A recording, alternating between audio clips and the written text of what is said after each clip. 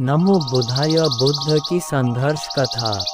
उनका अपनी धर्म पत्नी एवं बच्चों को घर और अपने राजपाट गांव को त्याग कर वन की ओर भक्ति करने निकलना। हेलो मेरे प्यारे दोस्तों, आप सभी जन कैसे हो जी। मैं आपका अमृत प्रजापति अपने YouTube चैनल अभिमा मोटिवेशन स्टोरी में आपका हार्दिक स्वागत अभिनंदन करता हूँ जी।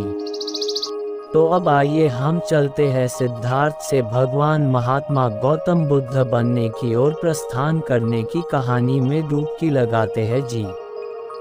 जब वानप्रस्थ होने के बाद सिद्धार्थ को जमीन पर नंगे पैर चलने आदत नहीं थी, परंतु अब उन्हें कंकड़ पत्थरों पर चलना पड़ रहा था, कांटों पर चलना पड़ रहा था।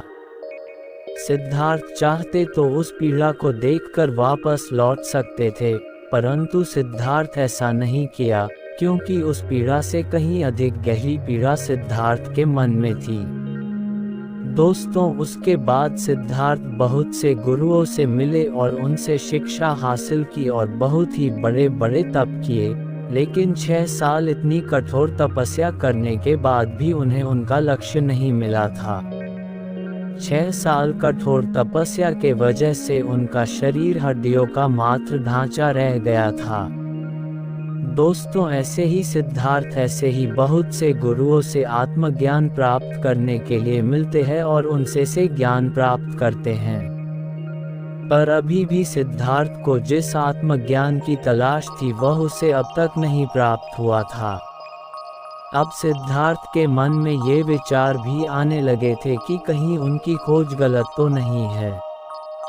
फिर सिद्धार्थ खुद को समझाते हैं कि यह मन का खेल है, मन ही हमारे भीतर नकारात्मकता और सकारात्मकता पैदा करता है, इसलिए मुझे दोनों से ही ऊपर उठना है, सिद्धार्थ को ज्ञान की प्राप्ति होना।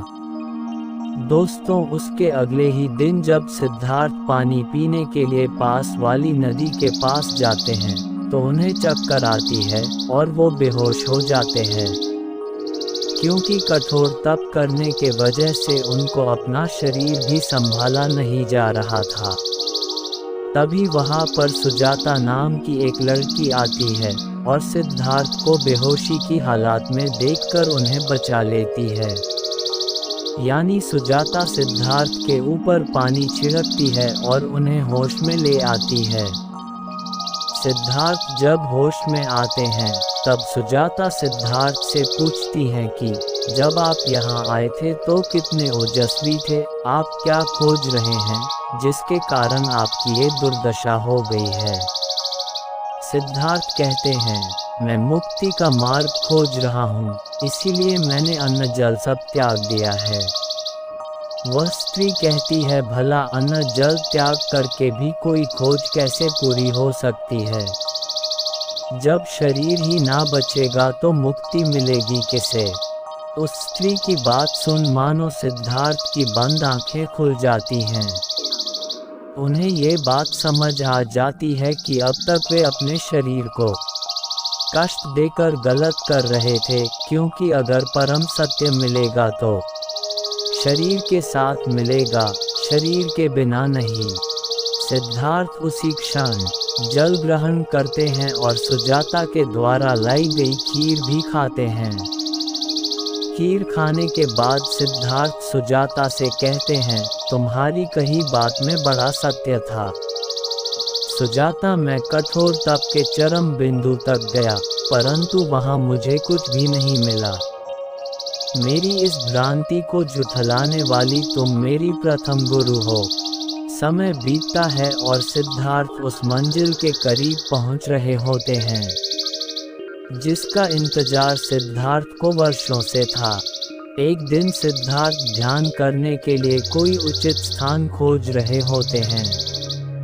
खोजते खोजते उन्हें बहुत ही विशाल पीपल का वृक्ष नजर आता है। उस वृक्ष को देखकर सिद्धार्थ तय करते हैं कि अब वे उस वृक्ष के नीचे बैठकर ही ध्यान करेंगे। सिद्धार्थ उस वृक्ष के नीचे बैठकर ध्यान करना शुरू कर देते हैं और उस पेड़ के नीचे ही ध्यान करते वक्त उन्हें आत्मज्ञान की प्राप्ति हो जाती है। दोस्तों, सिद्धार्थ ने जो वास्तव में जो अनुभव किया था उसे शब्दों में कहना असंभव है। बस इतना ही कहा जा सकता है कि अब सिद्धार्थ बुद्ध हो चुके थे। अगले दिन जब सुबह होती है तो केवल सिद्धार्थ के लिए एक नई सुबह नहीं होती, बल्कि पूरे जगत के लिए एक नई सुबह होती है। बिना मौसम के ही पेड़ों पर फूल खिलते हैं और पक्षी गीत गाते हैं। जिस वृक्ष के नीचे सिद्धार्थ बैठे थे, वह वृक्ष उनके ऊपर फूलों की वर्षा करता है। उस वृक्ष के चारों तरफ कमल के पुष्प खिल जाते हैं। बुद्ध अपनी आंखें खोलते हैं और अपने आसन से खड़े होते हैं और अपने चारों ओर देखते हैं तो सब कुछ बदल गया था। ना कोई प्रश्न था, ना कोई उत्तर था। बस हर जगह परमानंद था, एक गहन शांति थी। बुद्ध उस वृक्ष को प्रणाम करते हैं जिसके नीचे बैठकर उन्हें ज्ञान की प्राप्ति हुई थी। असली ज्ञानी वही होता है जिसे ज्ञान होने का भी अहंकार ना हो। जब सुजाता व उसके साथी सिद्धार्थ को भोजन देने के लिए आते हैं तो वे ये देखकर चौंकते हैं कि ये वो सन्यासी नहीं है जिसे वे भोजन देते आ रहे थे। वे देखते हैं कि सिद्धार्थ के चेहरे पर एक अलग सी चमक आ गई है। उनके शरीर से एक अजीब सा प्रकाश निकल रहा है और वे पूरी तरह से रूपांतरित हो गए हैं।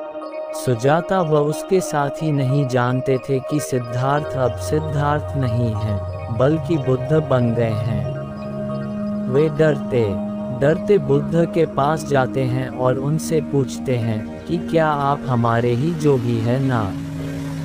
बुद्ध कहते हैं, हाँ मैं वही हूँ, बस सोया हुआ था परंतु अब जाग गया हूँ। सुजाता कहती है, परंतु आपको हो क्या गया है जो आपकी आभा इतनी प्रकाशमान हो गई है?